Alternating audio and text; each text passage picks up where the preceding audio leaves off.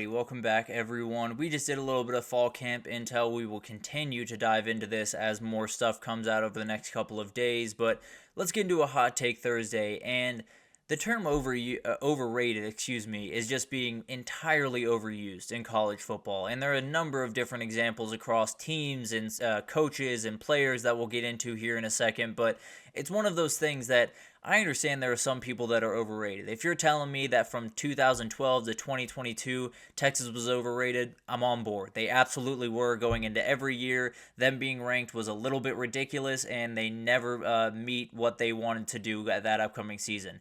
That is a way you can use overrated. It is used in a number of different ways that is just not remotely the way that it's meant to be. So what I want to start with here is a team that has gotten this moniker a lot and really doesn't deserve it. Oh, excuse me, I forgot I added a little bit of a prologue here, but Penn State is a team that I want to talk about, and James Franklin is a coach that I want to talk about because I know what Penn State is. I know that they are a 10-2 team. They're a team that is a little bit below Michigan. They're a little bit below Ohio State. They might be a little bit below Oregon now, but they're a team that is going to win pretty much every other game on the schedule. They're going to beat all the teams that they're meant to beat. They're not going to be able to win those big-time games. We know that going into every single year. And without fail, at the end of every single year, we have a 10-2 Penn State team that has lost to Michigan and Ohio State, and everyone's saying they're overrated. And I've never understood that. I know exactly who Penn State is, and I don't have them rated above Ohio State or above Michigan. So that's not overrated. That's exactly what they're rated. And it's one of those things that I think it happens a lot to James Franklin, where he hasn't won that big game. Everyone understands that. He understands that more than 90% of the people or 99% of the people in the world. He definitely knows that he has to do more. That's not a secret, and he definitely wants to do more. It doesn't change that he is not an overrated coach. He is definitely still one of the top 10 coaches in this sport because going 10-2 every single year in a Big Ten and going to a Big Ten title and doing some of the things that he's done in the past is not easy. It puts him in a very, very special group that doesn't sound that special. Obviously, going to Big Ten titles is not exactly the way that you want to, not the pantheon that you want to reach and only reach, but at the end of the day, it is a successful season. It's not what Penn State wants in the long run, but the idea that they are overrated because they do exactly what they're expected to do and lose the games that they're not favored in and win the games that they are favored in is insane to me. I've never fully understood that. I think it's one of those things that I understand the playoff has so much pull right now, and if you get in, you're incredible. If you don't get in, you're terrible. It doesn't make sense. There's so much nuance in this sport. There's so many different variables in this sport that I've never really understood that by any means. So definitely one of those big time examples is Penn State being exactly who they're expected to be pretty much every year, and everyone telling me they're overrated. You can say that they haven't necessarily won that big game and they have to get over that hump, and I'm firmly on that train with you, but that doesn't make them overrated going into the season because there weren't a lot of people that pegged them as a playoff team or pegged them as a team that can beat Ohio State or Michigan going into the season. So that's one of the big time examples. The best example is Notre Dame. It's not even close. It's Notre Dame because everyone tells me that Notre Dame is overrated. Everyone tells me that their schedule is easy. And although this year I tend to agree with you, most years that's not remotely the case. But at the end of the day, there are a number of different things that can kind of illustrate my point here. But College Football Kings over on Twitter did me a big time favor and did that for me. So I want to break this down for you guys. They are the most well-rated team you have ever seen in your life. Going back to 2017, they started unranked, finished 11th, so they were underrated by any means. 2018, 12-5, underrated again. 2019, 9-12, pretty good rated. You have 2020, number 10 to number 5, pretty well rated. No two ways about that. 2021, 9-8, that is almost perfect. And then you have 2022 is the outlier here. They were slightly overrated that year. I will give you that. They were number 5 coming in. They finished number 18 after some not so great losses. Let's just leave it at that for them. But 2023, 13-14. They are one of the best rated teams over recent history. And it's one of those things that I understand they can't win the big one. And I understand that is a huge part of this game. But frankly, they're doing so many good things. Winning 10 football games a year, being in that conversation, possibly winning a marquee game at home is what this sport's about. I understand the playoff is a huge deal, and I frankly don't love that too much, but that's a side conversation. I do think this is one of those things that Notre Dame is on the money pretty much every year. They're going to win football games. They're going to get to 9 or 10 wins, and maybe they come up short of the ultimate goal, but at the end of the day, they're going to be roughly where they were to start the season. Now, they're number 7 this year. Maybe that's a little bit too lofty. I know some people think it's a little bit too lofty.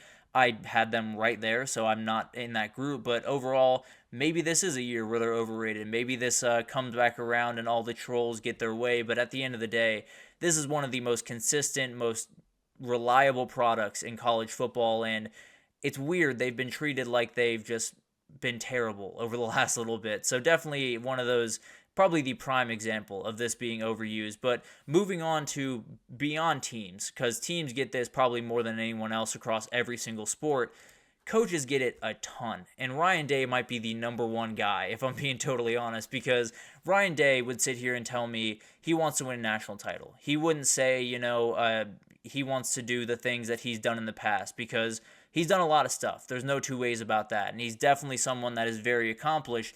He doesn't care about that. And I'm not necessarily saying that he's someone that would tell you, I've done enough. I can hang him up. I can ride off into the sunset, because he wants that ultimate trophy. So some of this is, put on him because this is the reality of the position that he holds. But at the end of the day, you look at his history.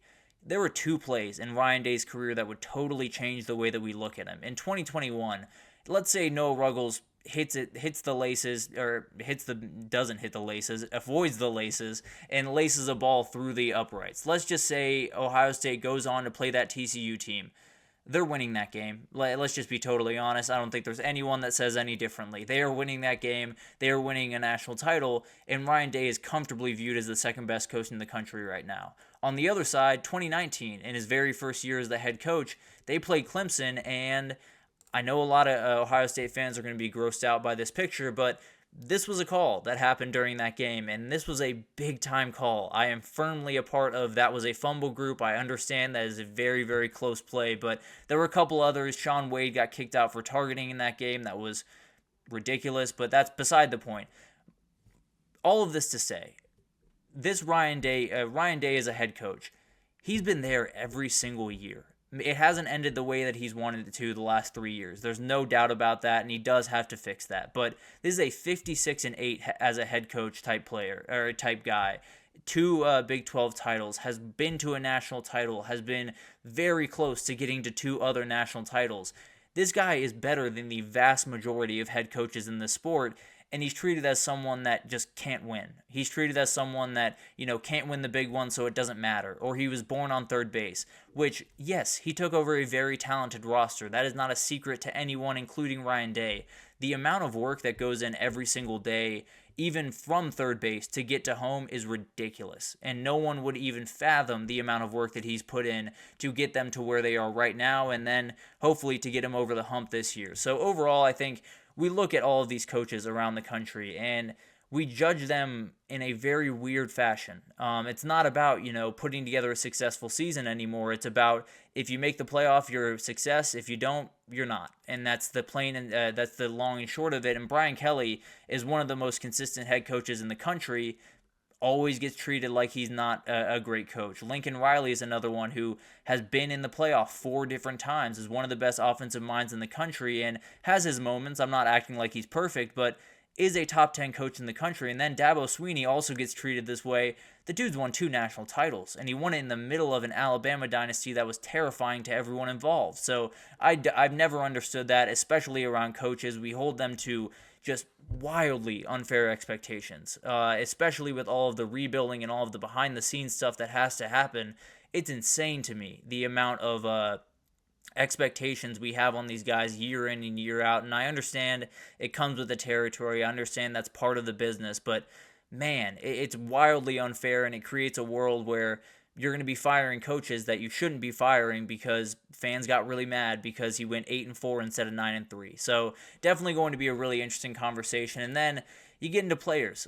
This one might be just me being a little bit too chronically online. I'll be totally honest with you guys, but I've seen way too many people this offseason say Carson Beck is not good. I've seen way too many people say he's not a top 5, top 10 quarterback in the country, and I can't fathom that. I don't even understand an argument where you could have 10 quarterbacks or even 5 quarterbacks in the country ahead of this guy right there. I understand that there are moments where he's missed, and frankly, he missed in that Alabama game. There were a number of plays that he just did not play the way that he needed to on, but at the end of the day, this was a first-year starter taking over one of the most program that had won 2 straight national titles, has taken over for the most decorated player in that university's history, and he delivered in so many different ways. He had a huge game against Auburn and was able to pull them out of a really tough deficit and win that game. He made so many great plays, and although, the end didn't go the way that he wanted it to, I don't think it changes at all who the player that he is. And the other argument that makes me beyond angry, if I'm being totally honest, is, well, he has all the pieces around him. Well, he has all the talent around him, so his job is so easy that it's not impressive what he's doing. That's never the case. That has never once been the case. When Joe Burrow was throwing the ball to Justin Jefferson and Jamar Chase and Terrence Marshall and all those incredible players, he had to do so much to make that happen. You have to climb the pocket. You have to go through your reads. You have to put the ball on time, on target. That is not an easy thing to do. No matter what people will tell you, no matter, he had Brock Bowers, so just dump it off to him and let him do his work. It's not that simple. We have to understand that it's not that simple, and Carson Beck ran this offense at a clip that has not been run around Georgia in quite some time, and frankly, I think it's going to continue into this year. And this applies to much more players, obviously. Carson Beck everyone kind of understands that he's elite. I think some people are just trolling for the most part, but then you have guys like Shedeur Sanders. People think that he's bad because the team doesn't play that well. This is one of the most special quarterbacks in the country. Quinn Ewers is beyond insane why anyone would think he's not good. I've never once understood that. The guy is absolutely money. The deep pass needs to come along, but come on. He's a playoff quarterback. That's not even a conversation. Cam Ward, I think it's literally just because he came from Wazoo that people are talking like that about him, so he's going to be fine. I understand that, so-and-so is overrated. This team is overrated. This player, this coach is overrated. It's a very easy way to dunk on your opponent, to, make fun of them, to poke fun, whatever you want to do. I understand that that's part of this game, but it's so overused. It's so pointless with a number of different things where I watch a Penn State team, if they go to the playoff this year and then lose in the first round because they had to go on the road, that's not them being overrated. That's them doing almost exactly what they're expected to do this year. So I guess overall, I know people will still use this. I know people overrated is one of the favorite chants that people can get into in a sporting event. But overall, it's one of those things that just kind of exhausted me. Whether it's players, coaches, teams, it doesn't matter. But it's overused by a million miles, and if we could just tamper it down just a little bit this year, it would be very, very cool, and definitely something that I think a lot of us would like. But that'll do it for this edition of the GSMC College Football Podcast, brought to you by the GSMC Sports Network. Thank you so much for tuning in. Your support means the world to us, and to me especially, but it definitely means the world to us. Please remember to subscribe to the show, leave a positive review. It does make a huge difference.